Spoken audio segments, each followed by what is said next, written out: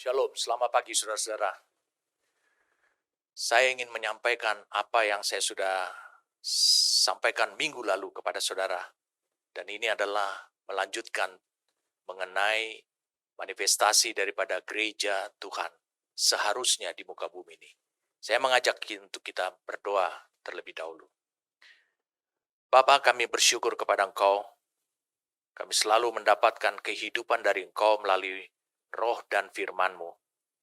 Terima kasih karena Engkau bekerja dari dalam hidup kami untuk membuat diri kami menjadi kenyataan daripada pribadi-Mu sendiri, Tuhan. Kami siap saat ini bagi Engkau, Tuhan.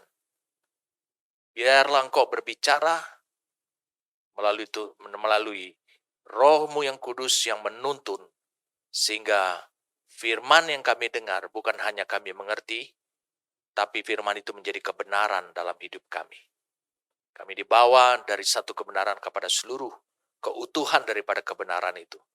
Terima kasih, kami bersyukur padamu. Kami siap saat ini bagi Engkau, Tuhan. Amin.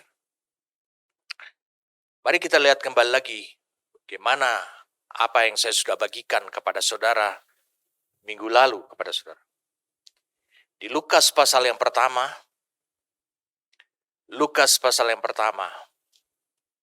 bagaimana seharusnya gereja Tuhan itu?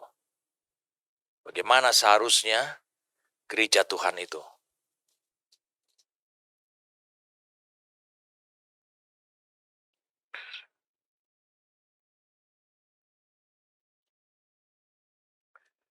Lukas pasal yang pertama, mulai dari ayat yang 30, kata malaikat itu kepadanya, "Jangan takut hai Maria, sebab engkau beroleh kasih karunia di hadapan Allah. Sesungguhnya engkau akan mengandung dan akan melahirkan seorang anak laki-laki, dan hendaklah engkau menamai dia Yesus. Ia akan menjadi besar." Yesus akan menjadi besar, atau harus menjadi besar, dan akan disebut anak Allah yang Maha Tinggi. Dan Tuhan Allah akan mengaruniakan kepadanya tahta Daud, bapa leluhurnya, dan ia akan menjadi raja atas kaum keturunan Yakub sampai selama-lamanya, dan kerajaannya tidak akan berkesudahan. Kata Maria kepada malaikat itu, "Bagaimana hal itu mungkin terjadi? Karena aku belum bersuami." Jawab malaikat itu kepadanya, "Roh Kudus akan turun atasmu, dan kuasa Allah yang Maha Tinggi akan menaungi engkau. Sebab itu anak yang akan kau lahirkan itu akan disebut kudus, anak Allah." Ketika Allah memberitahukan ke dunia ini tentang manifestasi atau kedatangan Kristus sebagai anak manusia di dunia ini, saudara, sudah saya jelaskan pada minggu-minggu yang lalu bahwa gereja itu ada di dalam dirinya Kristus. Bahwa gereja ada di dalam dirinya firman yang menjadi daging itu. Jadi, saudara bisa lihat dari Yohanes pasal 15 bahwa Yesus mengatakan, "Akulah pokok anggur dan kamulah ranting-rantingnya." Berarti gereja tidak memiliki tenggang waktu, sehingga gereja diciptakan ataupun dibentuk ataupun dibangun. Gereja itu seperti ranting dikatakan. Dia tumbuh dari dalam pokok anggur. Sebenarnya ranting itu sudah ada di dalam pokok anggur itu. Tapi dia dalam bentuk zat-zat yang dikandung oleh pokok anggur itu, sehingga suatu hari dia akan tumbuh keluar. Dia akan dimunculkan. Begitu juga kelahiran ataupun manifestasi daripada gereja. Waktu Yesus, saya sudah sampaikan kepada saudara, waktu Yesus mengatakan, "Di atas Petra ini Aku akan, sambil dia menatap kepada Petrus, di Matius pasal 16, di atas Petra ini, di atas batu karang ini, aku akan membangun jemaatku atau gerejaku. Kata membangun di sini digunakan dalam bahasa Indonesia, dalam bahasa Inggris adalah sebenarnya bukan untuk pengertian, adalah membangun dari sesuatu yang masih nol. Tapi lebih tepat, Yesus memperkatakan ini dalam bahasa Ibrani sebenarnya. Aku akan di atas Petra ini. Aku akan mewujudkan jemaatku. Mewujudkan itu bahasa yang tepat. Memunculkan jemaatku. Berarti gereja, ketika Kristus datang 2000 tahun yang lalu, gereja sudah ada di bumi ini. Tapi dia masih ada di dalam hidupnya Kristus. Makanya di Matius pasal 16 dikatakan adalah, dia bilang, aku yang akan mewujudkan. Yesus akan mewujudkan gerejanya. Karena dia tahu apa yang ada di dalam dirinya. Jadi saya sampaikan, kalau saudara masih ingat 2 minggu yang lalu, saya katakan kepada saudara 2 minggu yang lalu, bahwa gereja itu adalah ranting yang keluar dari dalam dan bukan dicangkok. Apa yang ada di kepala saudara? Saudara seperti dicangkok kepada kehidupan Kristus. Saya mau beritahu pada kalian, disinilah kegagalan perjalanan orang Kristen. Karena dia merasa bahwa dia dicangkok. Dia sebagai gereja, sebagai bagian daripada, karena dia dicangkok. Tidak, saudara. Saudara adalah ranting-rantingnya. Tumbuh dan sudah ada di dalam pokok anggur itu. Ketika pokok anggur itu makin berkembang, maka dia akan memunculkan pertama kali, bukan buah. Memunculkan pertama kali, bukan daun. Memunculkan pertama kali adalah ranting. Kita harus paham tentang firman yang Yesus jelaskan di Yohanes pasal 15. Jadi ketika malaikat atau Allah berkata demikian, kalau saudara buka di King James Version, He shall be great. Ia harus menjadi besar.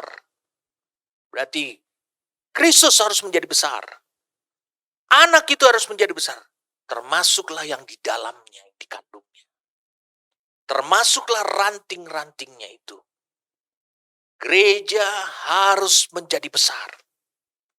Yang kedua, gereja akan disebut anak Allah yang maha tinggi.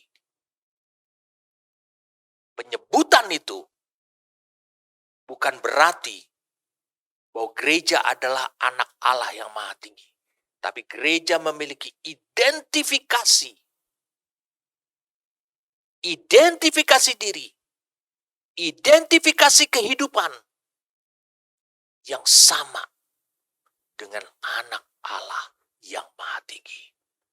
Semua unsur-unsur sifat yang ada pada diri Kristus, sehingga dia disebut anak Allah yang maha tinggi, itu pun ada pada gerejanya.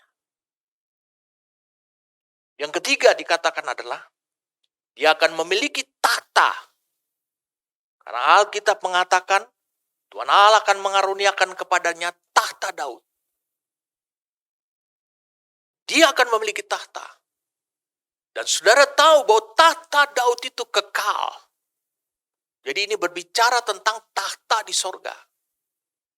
Berarti Yesus hidup di dunia ini. Tapi sebenarnya kedudukan posisi rohaninya itu di sorga. Dia tidak pernah menjalankan kehidupan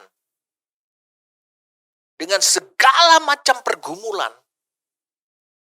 sama seperti kebanyakan orang dengan kedudukan dan posisi di bumi ini. Dia menjalankannya dengan posisi di sorga.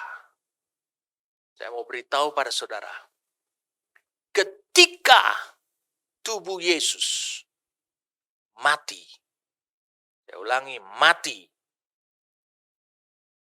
terpisah dari rohnya.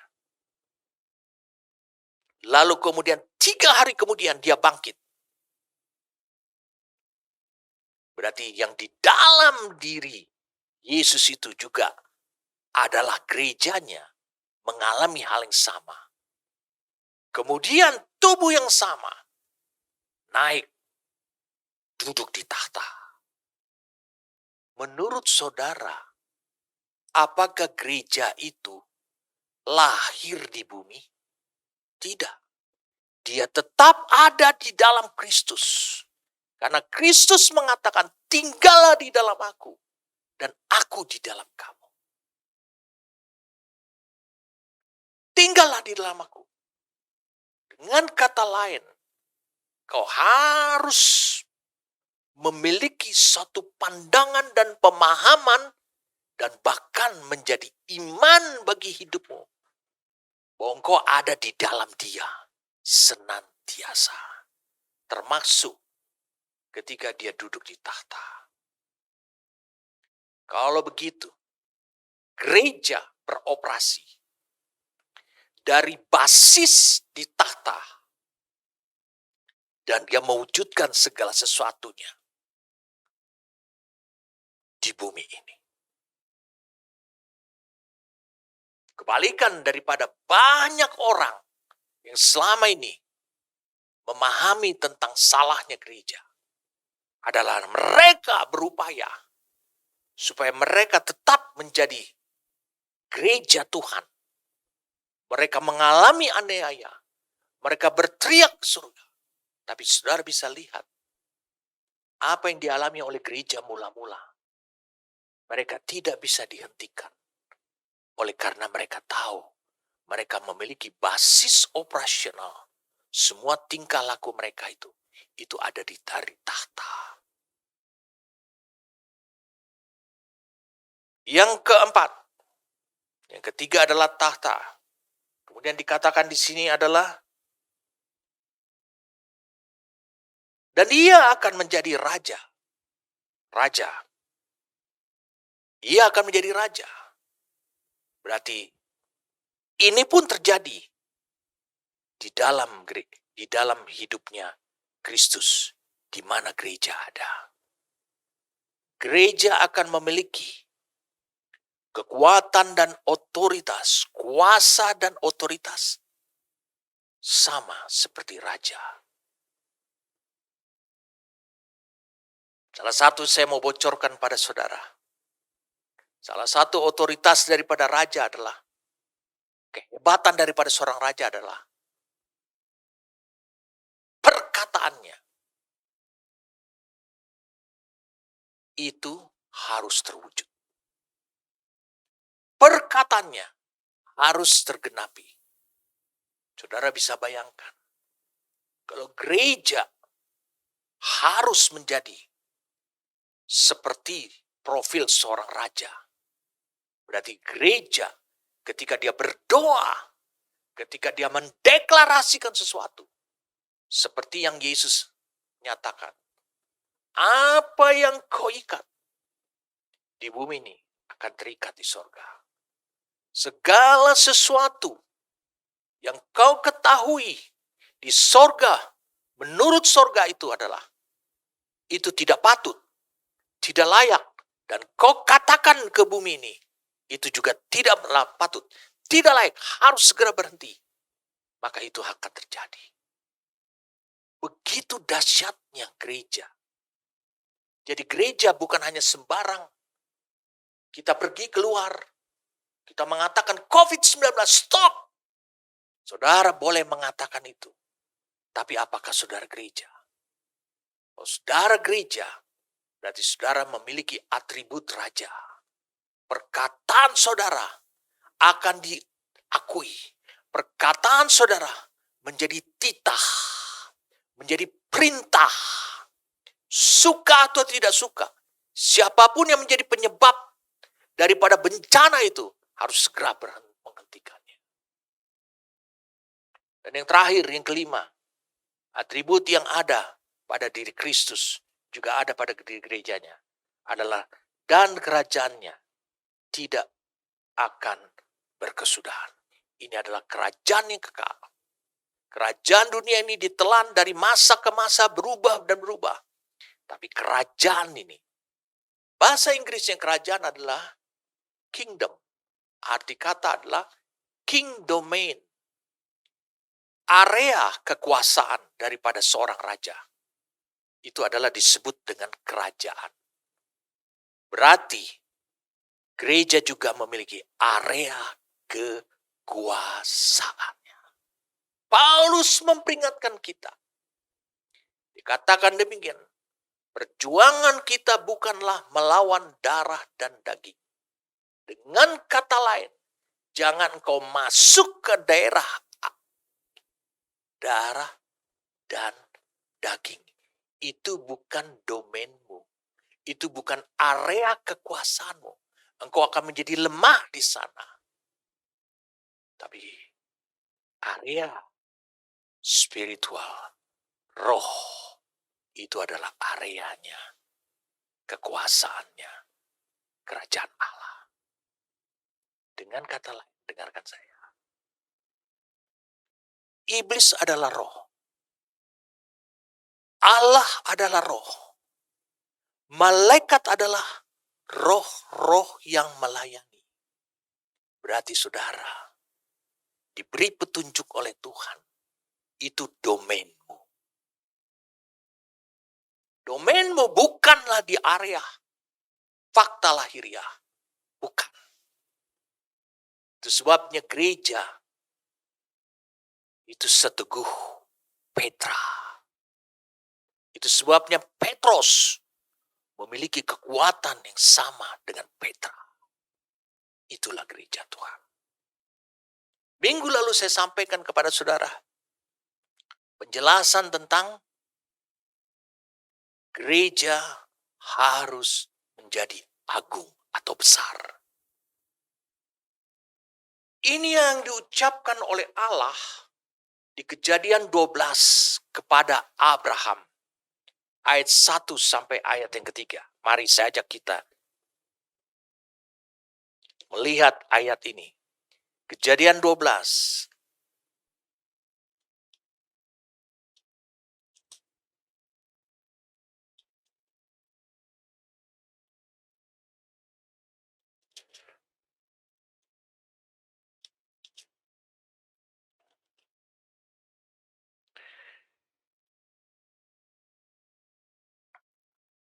Berfirmanlah Tuhan kepada Abraham, pergilah dari negerimu dan dari sanak saudaramu, dan dari rumah bapamu ini ke negeri yang akan kutunjukkan kepadamu. Aku akan membuat engkau menjadi bangsa yang besar. Dikatakan bangsa yang besar. Dan memberkati engkau, serta membuat namamu masyhur. Ya, dikatakan membuat namamu bukan masyhur, namamu besar.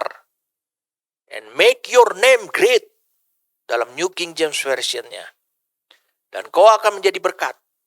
Aku akan memberkati orang-orang yang memberkati engkau. Dan mengutuk orang-orang yang mengutuk engkau. Dan olehmu semua kaum di muka bumi akan mendapat berkat. Ayat 3-nya memberikan penjelasan. Betapa besarnya Abraham akan dibuat oleh Allah. Allah akan membuat itu. Saudara harus tanamkan dalam rohmu. Allah yang bisa membuat itu. Bukan Abraham. Hanya Allah. Membuat Abraham menjadi besar. Gereja menurut Matius 21 ayat 43 dan 1 Petrus 2 ayat 9 dan 10. Matius 21 ayat 43 bisa ditayangkan. Kemudian 1 Petrus 2 ayat 9 dan 10 bisa ditayangkan dengan jeda waktu yang cukup untuk saudara membacanya. Di situ dijelaskan bahwa kerajaan akan diambil daripadamu dan akan diberikan kepada sebuah bangsa yang akan menghasilkan buah.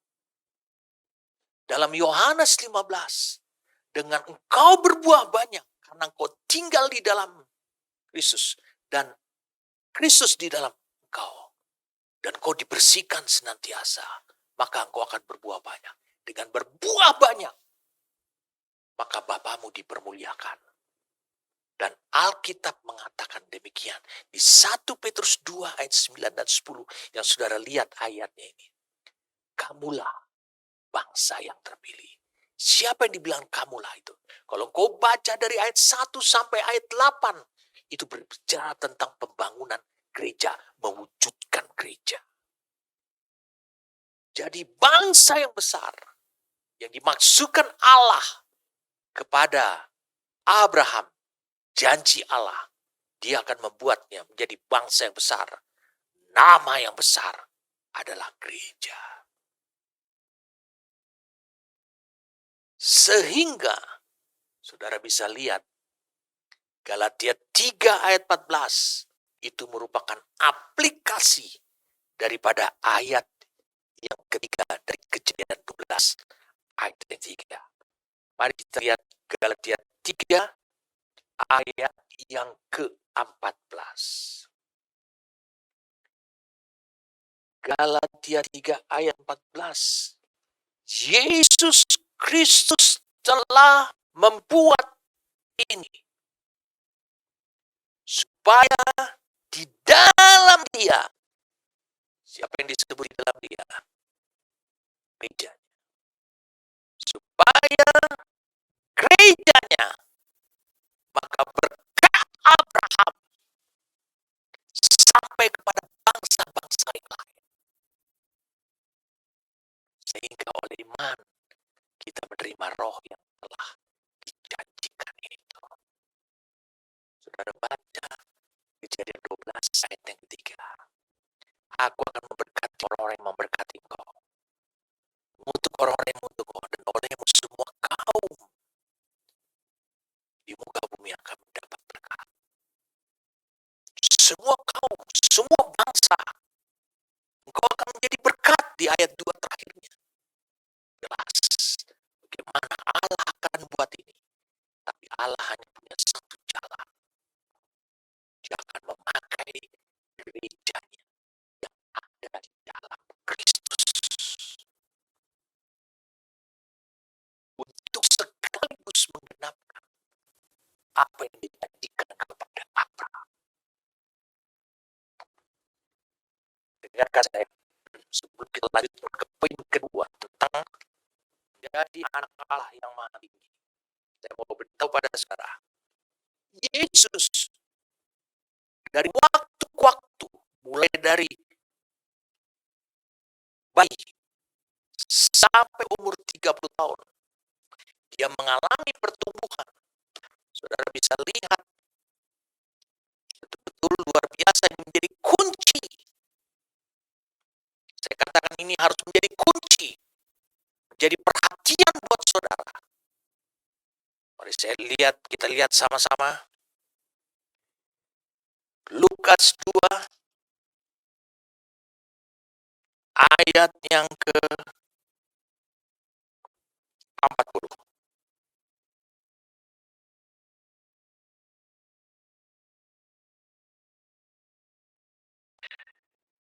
Yesus dibawa ke Yerusalem. Ayat 39.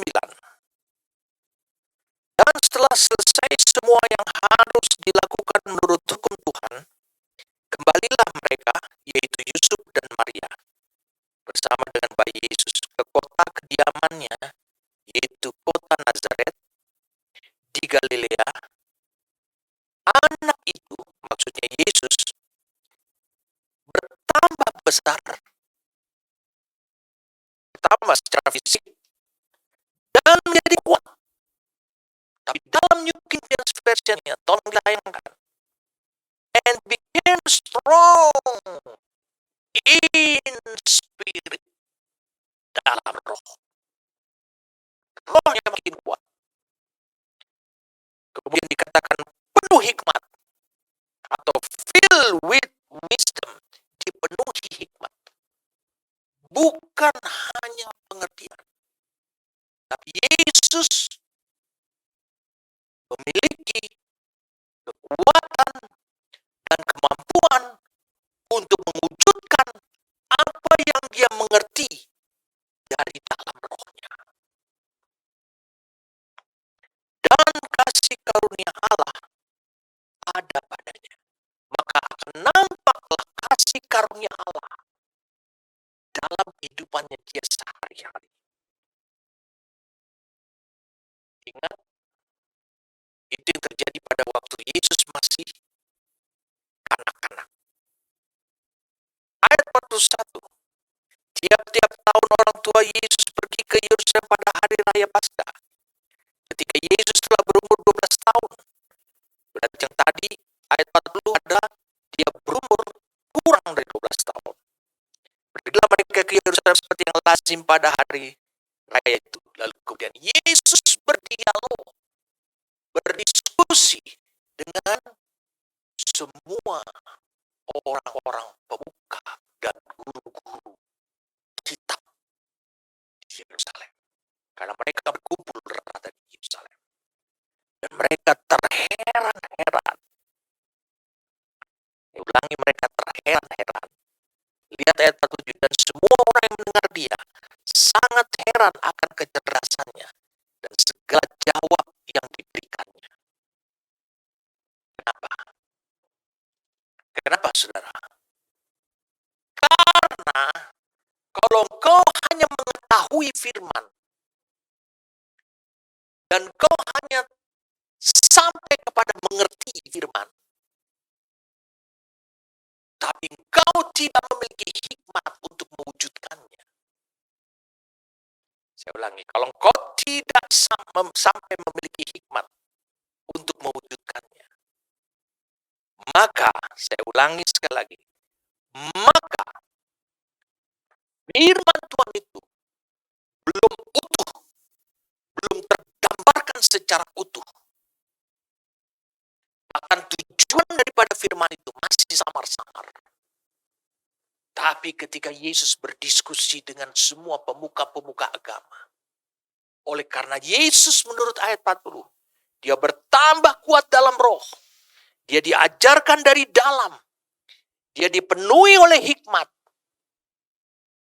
berarti dia juga mengerti dan dia juga menerapkannya. Makanya karunia Tuhan ada, makanya dia disebut adalah guru. Dan itu yang terjadi karena pertumbuhan hidupnya. Lalu kemudian kita lihat ayat 52. Dan Yesus makin bertambah besar. Tapi Alkitab mengatakan, dan bertambah hikmatnya. Dalam bahasa Inggrisnya dikatakan, and Jesus increase in wisdom. Jadi Yesus makin bertambah dalam hikmat. Saya ulangi, Yesus makin bertambah dalam hikmat. Dan statur. Ini berbicara tentang posisi rohaninya dia di mata Allah. Dan in favor. Dia makin disukai, diperkenan. Favor itu merupakan kata dasar daripada favorit. Kesukaan. Kesukaan Allah dan manusia. In favor with God and man. Ada banyak orang, dia berpikir demikian, apabila aku melayani, maka aku akan dapat perkenanan Tuhan. Lihat apa yang terjadi pada diri Yesus. Lukas pasal yang ketiga. Ayat 22. Dan turunlah Roh Kudus dalam rupa burung merpati ke atasnya. Dan terdengarlah suara dari langit. Engkaulah anakku yang kukasihi, kepadamulah aku berkenan. Kepadamulah aku berkenan. Ketika Yesus memulai pekerjaannya atau pelayanannya, ia berumur kira-kira 30 tahun. Ayat 23. Apa artinya buat kita? Allah tidak memberikan perkenanan karena saudara melayani. Allah memberikan perkenanan. Karena engkau disukai oleh Allah. Itu oleh karena apa yang tumbuh menjadi jati dirimu yang sekarang itu. Itu yang terpenting. Yesus bertumbuh di dalam, bertambah dan bertumbuh dalam hikmat. Hikmat adalah artinya kemampuan untuk merealisasikan firman. Tepat seperti tujuan firman itu. Maksud daripada firman itu. Dia bisa realisasi. Dan dia bertumbuh di sana. Dia belum punya pelayanan. Pelayanannya hanyalah dia sebagai tukang kayu. Bagaimana mungkin engkau bisa mengangkat seorang di gerejamu. Seorang yang hanya bekerja di marketplace. Sebagai tukang kayu. Dan kau mengangkat dia menjadi seorang pendeta. Tapi di mata Allah. Itu lain. Allah menilai tidak seperti organisasi gerejamu. Allah menilai lain. Allah menilai hal yang di dalam. Bagaimana pergerakan Allah. Bagaimana hal-hal yang ilahi itu bertumbuh. Di dalam hidup saudara. Itu yang penting saudara. Jadi dari sini kita lihat. Yesus makin besar. Dalam hikmat. Sehingga makin diperkenan oleh Allah. Makin disukai oleh Allah. Dengarkan saya. Saudara tidak boleh merasa karena saudara ambil bagian di dalam kegiatan gereja, saudara merasa bahwa saudara adalah gereja. Tidak bisa. Ketika Yesus bertumbuh dan bertambah dalam hikmat, maka gereja yang di dalam kandungan hidupnya Yesus bertambah dan bertumbuh dalam hikmat. Jadi ketika gereja diwujudkan di muka bumi ini, istilahnya dikeluarkan dari dalam dirinya Yesus, tampil pada zaman Roh Kudus ini. Berarti gereja tidak akan pernah kekurangan hikmat.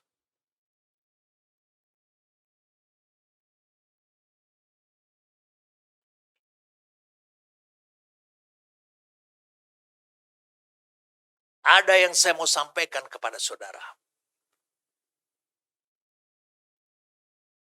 Iblis tahu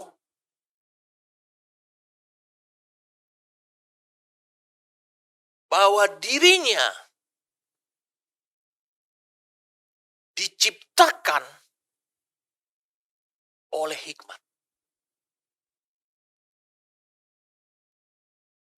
Allah menciptakan iblis.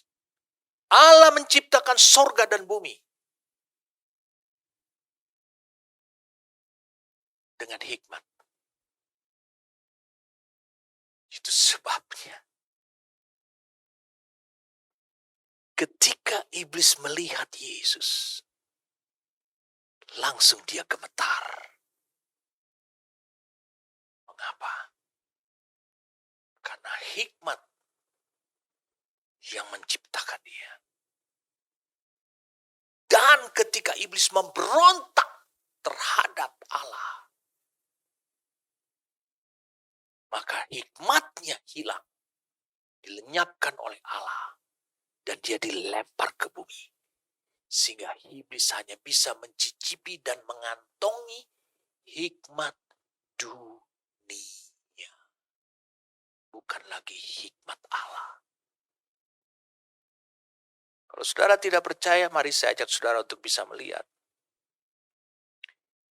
Yehezkiel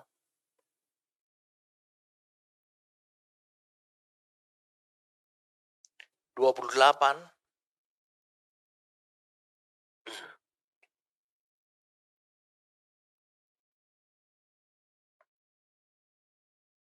ayat 12. Hai anak manusia, ucapkanlah satu ratapan mengenai Raja Tirus dan katakanlah kepadanya, beginilah firman Tuhan Allah. Gambar dari kesempurnaan kau, penuh hikmat dan maha indah. Engkau di Taman Eden. Ingat, Raja Tirus tidak pernah tinggal di Taman Eden. Itu taman Allah, penuh segala batu permata yang berharga. Yaspis merah, krisolit, yaspis hijau, permata virus, krisopras dan nevrit, lazurit, batu darah, dan malakit. Tempat tatahannya dibuat dari emas dan disediakan pada hari penciptaanmu. Kubur, dia dikatakan disediakan pada hari penciptaanmu. Ini siapa ini yang diciptakan dan ditempatkan di Taman Eden? Ini bukan manusia. Karena Raja Tirus katanya. Oh, saudara tahu di Taman Eden pertama kali manusia adalah bernama Adam, bukan Tirus. Kuberikan tempatmu dekat kerub yang berjaga. Wow, ini adalah spesial. Ini adalah kerub. Itu adalah gambaran daripada salah satu kehormatan malaikat yang terhormat. Berjaga di gunung kudus Allah. Engkau berada dan berjalan-jalan di tengah batu-batu yang bercahaya. Cahayanya Allah. Dengan dagangmu. Dikatakan makanya iblis selalu punya karakter adalah dagang. Dia tidak pernah berikan gratis kepada saudara. Dia selalu meminta imbalan dari hidup saudara. Dengan dagangmu yang besar, engkau penuh dengan kekerasan. Dan kau berbuat dosa. Maka kubuangkan kau dari gunung Allah, dari tempat kediamannya Allah. Dan kerub yang berjaga, atau dari tempat yang maha tinggi. Kerub yang berjaga, dan kerub yang berjaga membinasakan kau dari tengah batu-batu yang bercahaya tadi. Kau sombong karena kecantikanmu. Sombong ini artinya ingin meninggikan diri. Hikmatmu, ya, karena dosa. Hikmatmu kau musnahkan demi semarakmu, demi kepopuleranmu. Ke bumi kau kulempar. Itu adalah hukum Allah, hukum roh. Pada raja-raja, engkau kuserahkan menjadi tontonan bagi matanya. Dengan banyak kesalahanmu dan kecurangan dalam dagangmu, engkau melanggar kekudusan tempat kudusmu. Maka aku akan menyatakan api dari tengahmu yang akan memakan habis engkau. Dan kubiarkan engkau menjadi abu di atas bumi, di hadapan semua yang melihat. Karena iblis berdosa, hikmatnya hilang. Iblis berbuat dosa, hikmatnya hilang. Sehingga iblis dilempar ke bumi. Ini adalah gambaran, bukan berarti iblis tidak bisa lagi pergi ke sorga. Dia pergi ke sorga tapi dengan hikmat dunia. Dia dilempar ke bumi sehingga dia hanya memiliki hikmat dunia. Paulus mempertegas yang dia bawa adalah hikmat Allah. Dan dia tidak pernah membawa hikmat dunia. Hikmat dunia mengajarkan kepada kita, kalau engkau menginjili orang, maka engkau harus menggunakan kata-kata yang indah-indah. Supaya orang itu mau bertobat. Itu adalah hikmat dunia. Bukan hikmat Allah. Kita kembali lagi dari penjelasan tadi tentang Yesus yang makin bertambah. Berarti gereja semakin naik dan semakin naik, semakin naik dan semakin naik. Saya ingin melengkapi kepada saudara apa yang saya sudah sampaikan beberapa minggu yang lalu. Sebenarnya saya sudah sampaikan kepada saudara. Tapi tidak apa-apa. Kalau saya sampaikan sekarang ini juga. Mari saya ajak saudara untuk bisa melihat hikmat yang dimaksudkan oleh Allah. Bahwa segala sesuatu itu diciptakan oleh hikmat.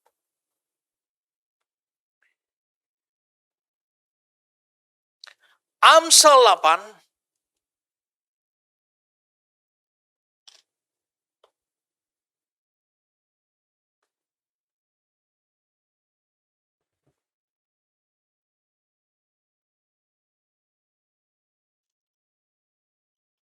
Amsal 8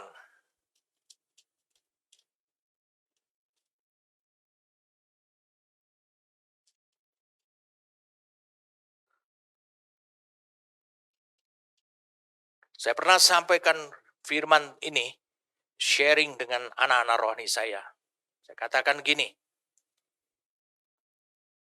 saya buat pertanyaan, dan kalau bisa, saya akan bikin sayembara. Hadiahnya adalah yang cukup mahal. Saudara sendiri tidak bisa menjangkaunya, tapi saya akan berikan hadiah. Saya yakin semua jawaban orang akan salah. Pertanyaannya sederhana. Apa yang pertama kali Allah ciptakan? Banyak orang dari anak rohani saya, ada yang mengatakan manusia, loh ada hari pertama katanya Allah ciptakan langit dan bumi.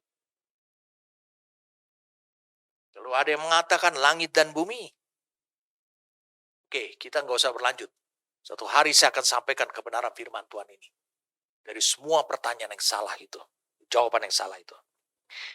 Amsal 8 ayat 22. Tuhan telah menciptakan aku. Dikatakan aku. Aku ini siapa? Sebagai permulaan pekerjaannya. Bukankah di hari ke-7 Allah beristirahat dari segala pekerjaannya? Sebagai perbuatan yang pertama-tama dahulu kala. Siapa aku ini? Lihat ayat 12-nya. Amsal 8 ayat 12. Aku, hikmat. Aku itu adalah hikmat. Jadi Allah pertama kali menciptakan dari firman, dari bahan dasar firman adalah hikmat. Karena tanpa hikmat tidak ada yang bisa terwujud.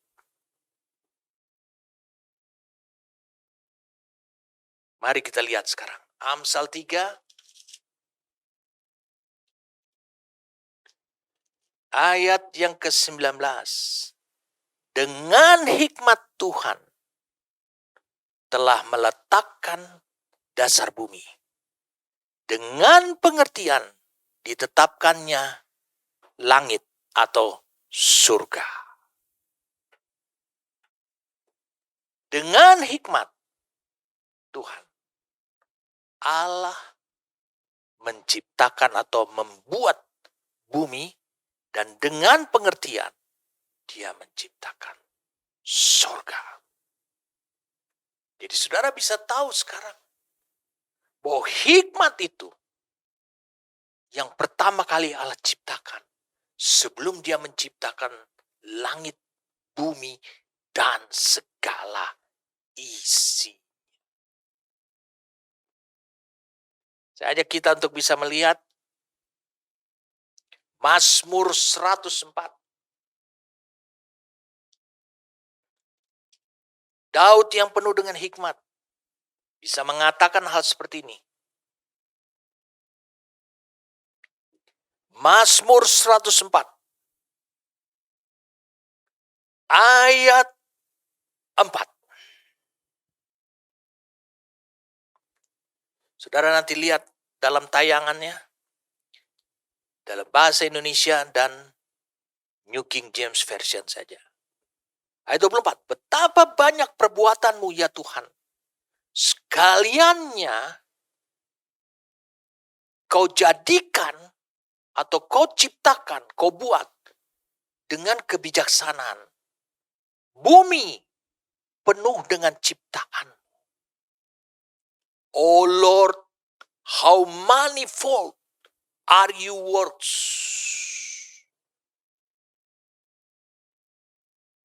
In wisdom. Jadi dalam hikmat. You have made them all. Siapa itu? Semua diciptakan, termasuk iblis. Saudara udah baca tadi Yeskel 28? Bahwa iblis diciptakan pada hari penciptaannya dia. Itu sebabnya. Jangan terbalik. Kenapa gereja yang harus takut kepada iblis? Bukankah seharusnya kebalikannya? Iblis sangat takut sekali terhadap gerejanya. Kenapa? Karena gereja yang ada di dalam Kristus Yesus itu sekarang diwujudkan keluar. Sementara Kristus itu senantiasa bertumbuh kuat dalam roh. Dan dia bertambah dan bertumbuh dalam hikmat. Sehingga dia disukai oleh Allah. Sehingga sebelum Yesus melayani, sebelum Yesus berhadapan dengan iblis, Allah sudah mengatakan, aku berkenan kepada anakku ini. Allah tidak melihat pelayanan, apa yang bisa kau berbuat. Allah melihat apa yang terjadi di dalam hidup saudara. Apakah itu sama dengan yang terjadi di dalam dirinya Yesus, yaitu yang disebut adalah gerejanya. Kalau didapati oleh Allah bahwa hidupnya yang gerejanya yang ada di dalam diri Yesus yang sekarang diwujudkannya ke muka bumi ini pada zaman ini, itu adalah sama dengan kehidupanmu yang Allah dapati.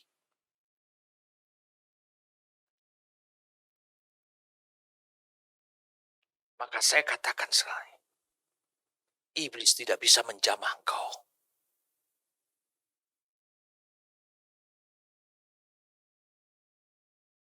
Saya sudah sampaikan kepada saudara minggu lalu, bahwa jalan menuju besar itu berbeda. Yesus mengatakan pemerintah dunia ini memerintah dengan tangan besi, dengan kekerasan. Tapi tidaklah demikian di antara kamu. Barang siapa ingin menjadi besar, ini jalannya. Dia harus menjadi hamba, jadi pelayan. Saudara masih ingat peristiwa di Yohanes pasal 13? Ketika Yesus duduk makan bersama-sama. Karena Yesus tahu waktunya telah dekat. Saudara tahu cerita tentang itu? Apa yang terjadi dengan murid-muridnya? Mereka semua merasa bahwa mereka setara. Yesus mengatakan mereka belum siap sebagai gereja. Lalu Yesus menoleh ke meja di dekat sampingnya. Lalu di sana dilihat ada satu baskom. Lalu dia mengikat pinggang. Menanggalkan jubahnya dan mengikat pinggang. Mengambil air. Langsung dia turun. Menundukkan diri ke bawah. Kaki murid-muridnya. Membasuh mereka. Semua orang menunggu. Karena semuanya ditenggelamkan oleh sistem dunia ini. Kenapa? Karena ada kebiasaan orang Ibrani. Kalau mereka makan dalam sebuah perjamuan terhormat, dan orang-orang yang terhormat di sana, maka mereka biasanya akan menantikan bahwa jamuan makan ataupun pertemuan itu sudah akan berakhir hanya apabila nanti ada seorang pelayan akan membasuh kaki mereka. Itu kebiasaan. Dan mereka menganggap 12 orang yang bersama dengan Yesus ini semua setara. Dan Yesus adalah guru. Dia tidak menyangka apa yang dikerjakan oleh Yesus. Yesus mengatakan apa yang kulakukan ini adalah menunjukkan contoh keteladanan untuk kamu perbuat. Sebab apa? Ketika Yesus melakukan hal itu, tidak ada pergumulan dalam dirinya. Tapi kenapa Petrus tidak bisa melakukan seperti itu? Karena itu dia bergumul antara sistem dunia, kultur dunia, dengan kultur Allah. Selalu ada terjadi pergejolakan itu. Dia mau beritahu saudara, supaya saudara mengerti apa yang saya sampaikan ini. Hanya orang besar saja yang telah menemukan jalan bagaimana menjadi besar. Hanya orang besar saja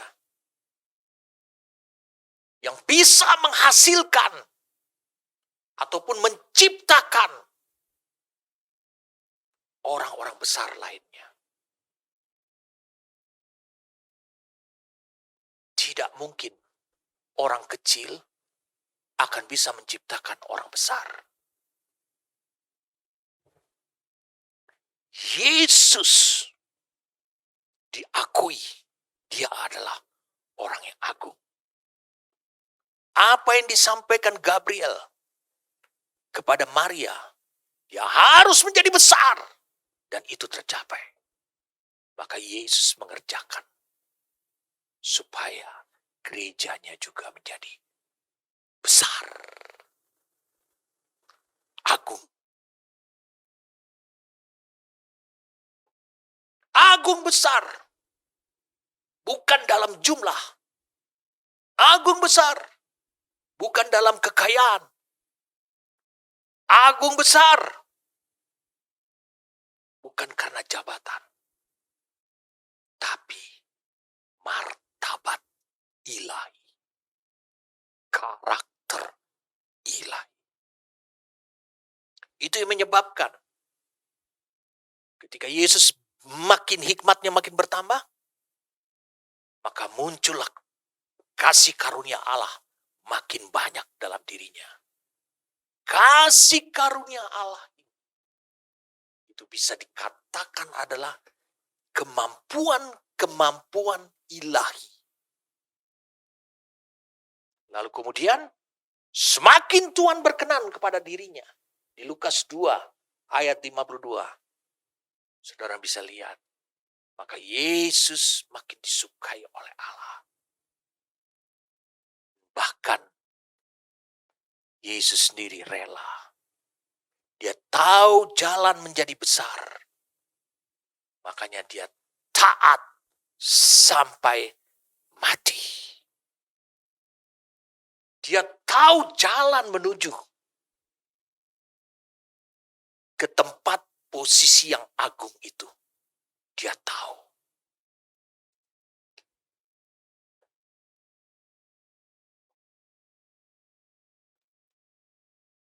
Yohanes 13.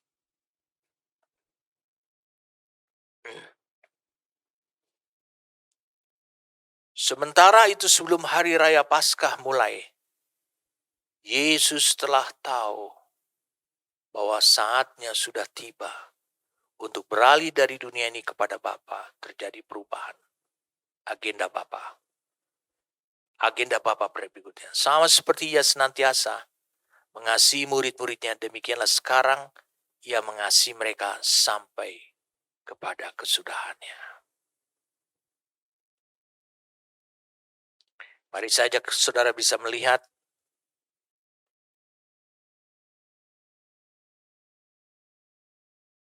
ayat 2. Mereka sedang makan bersama dan iblis telah membisikkan rencana dalam hati Yudas Iskariot, anak Simon, untuk mengkhianati dia. Yesus tahu bahwa Bapaknya telah menyerahkan segala sesuatu kepadanya dan bahwa ia datang dari Allah dan kembali kepada Allah.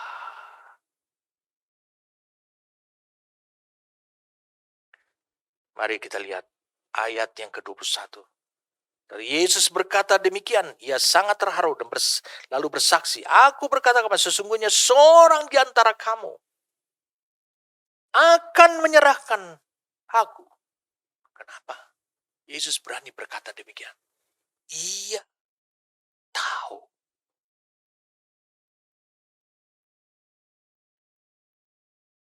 Ia tahu. Ia memiliki pengetahuan. Ia mengetahui sama seperti Allah tahu. Murid-murid itu memandang seorang kepada yang lain. Mereka ragu-ragu siapa yang dimaksudkannya. Seorang di antara murid Yesus, yaitu murid yang dikasihnya, bersandar dekat kepalanya dan di sebelah kanannya. Kepada murid itu Simon Petrus memberi isyarat dan berkata, tanyalah siapa yang dimaksudkan itu. Murid yang duduk dekat Yesus itu berpaling dan berkata kepadanya, Tuhan, siapakah itu? Yang bertanya adalah Yohanes. Jawab Yesus, dialah itu yang kepadanya aku akan memberikan roti sesudah aku mencelupkannya. Lihat, sesudah aku mencelupkannya.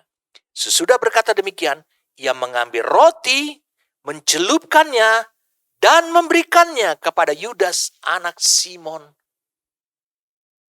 Iskariot. Yesus tahu Yudas akan mengkhianatinya. Dan sesudah Yudas menerima roti itu, ia kerasukan iblis, maka Yesus berkata kepadanya, apa yang hendak kau perbuat, perbuatlah dengan segera. Tapi tidak ada seorang pun dari antara mereka yang duduk makan itu mengerti atau tahu. Lihat, tayangkan dalam New King James Version-nya. But no one at the table knew for what reason he said this to him. Banyak yang tidak tahu. Gereja harus sampai. Gereja diwujudkan oleh Tuhan. Sampai pada posisi yang disebut dengan adalah posisi tahu. Itu sebabnya Yesus tahu jalan menuju besar, menuju agung itu. Dia harus taat sampai mati. Apapun risikonya. Bagi kita orang dunia, ketika kita melihat orang yang selama ini kita telah habis-habisan mempersembahkan diri kita untuk dia membangun diri kita, membangun hidupnya selama ini, sama seperti Yesus membangun hidupnya Yudas Iskariot, tetapi dia mengkhianati Yesus. Mungkin itu sesuatu yang menyakitkan menurut kata orang dunia, tapi Yesus berkata lain. Dia katakan demikian. Apa yang hendak kau perbuat? Perbuatlah dengan segera.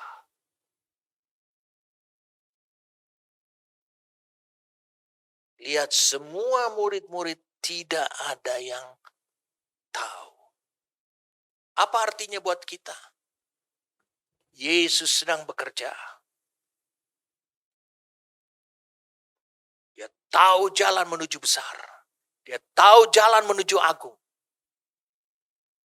Dan dia tahu bahwa untuk menciptakan yang agung, pribadi yang agung dan besar, hanya ada di tangan orang-orang yang agung dan yang besar.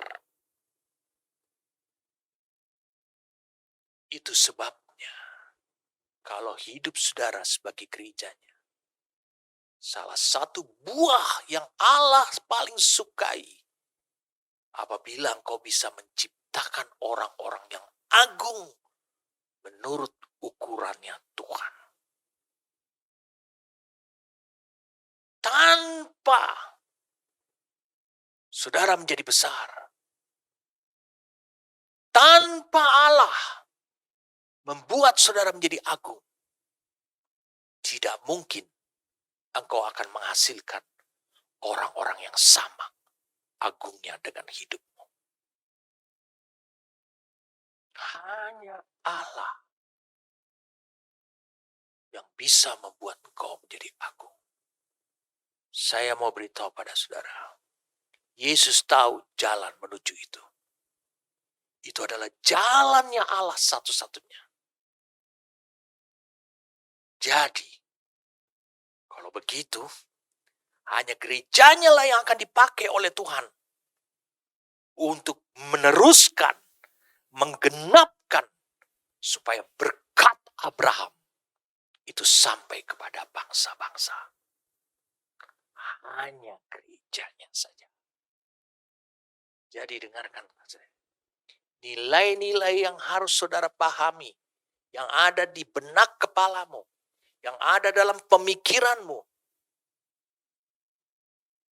adalah haruslah nilai-nilainya Allah. Apa nilai-nilai agungnya Allah?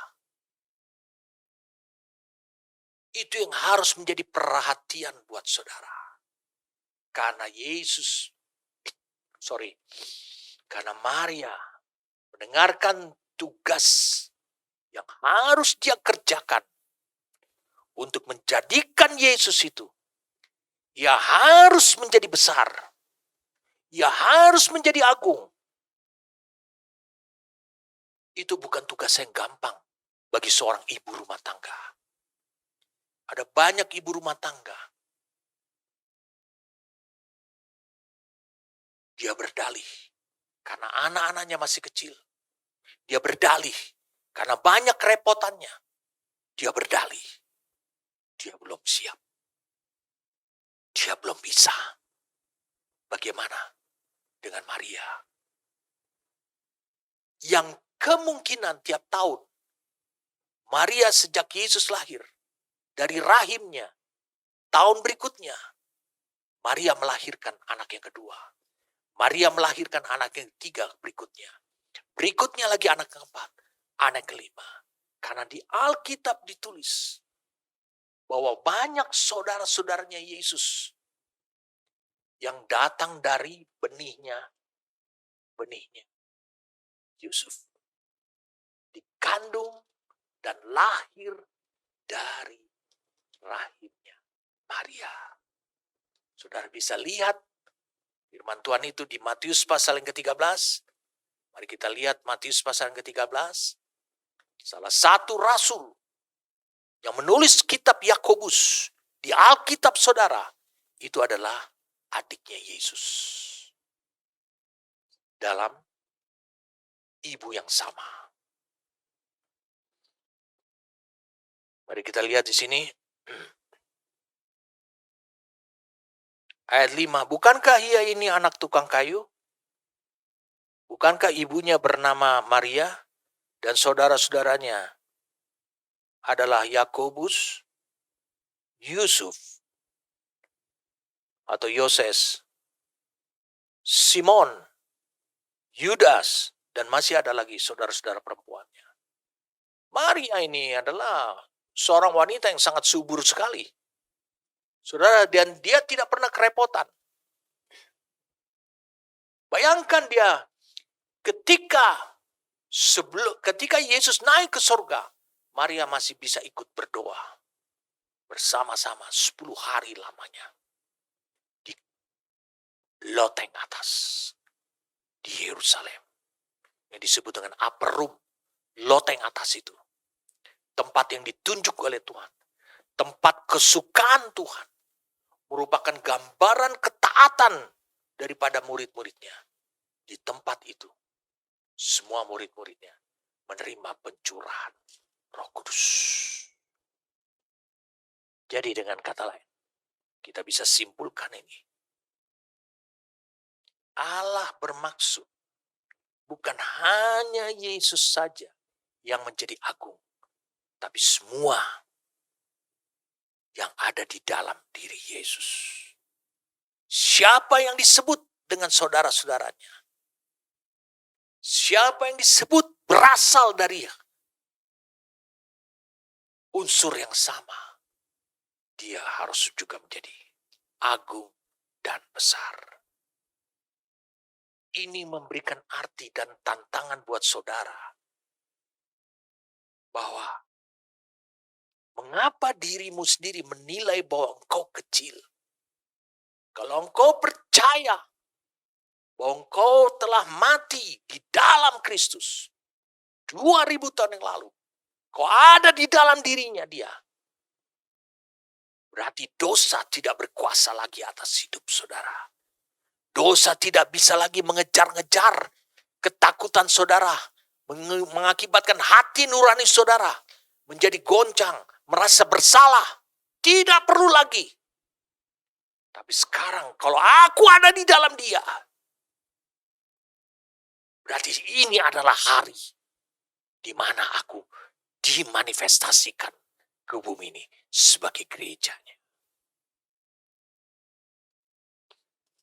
Saudara bisa lihat Yohanes pasal yang pertama. Yohanes pasal yang pertama.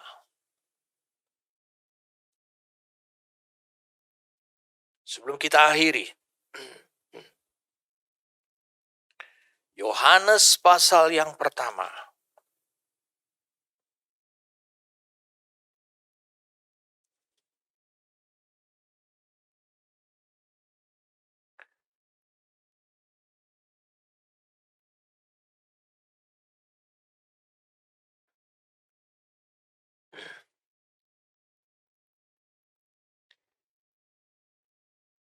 Ayat 11.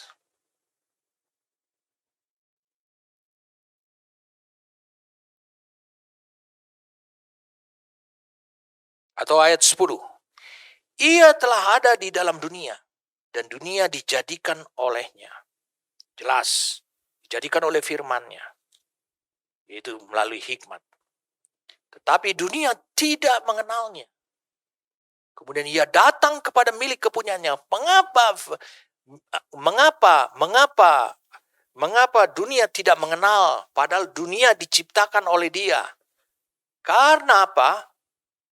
Karena firman itu berubah wujud menjadi manusia. Dia datang kepada milik kepunyaannya. Dia bilang milik kepunyaannya, betul-betul milik Dia, ada di dalam Dia. Tapi orang kepunyaannya itu tidak menerimanya, menolaknya. Tetapi semua orang yang menerimanya atau tidak menolaknya, diberinya kuasa supaya menjadi anak-anak Allah, yaitu mereka yang percaya dalam pribadinya. Believe in His name. Percaya dalam pribadinya. Yaitu dikatakan, orang-orang yang diperanakan bukan dari darah atau dari daging. Bukan pula secara jasmani oleh keinginan seorang laki-laki, melainkan dari Allah. Gereja tidak ada sedikit pun juga unsur karena kekuatan, karena berasal daripada darah dan daging. Dia hanya mengambil wujud darah dan daging supaya dia bisa hidup di bumi ini. Itulah gereja. Jadi kita yang percaya di dalam namanya, di dalam pribadinya itu, saudara dan saya harus tahu, berarti kita sudah ada di dalam dia. Jadi ketika firman mewujudkan diri menjadi manusia,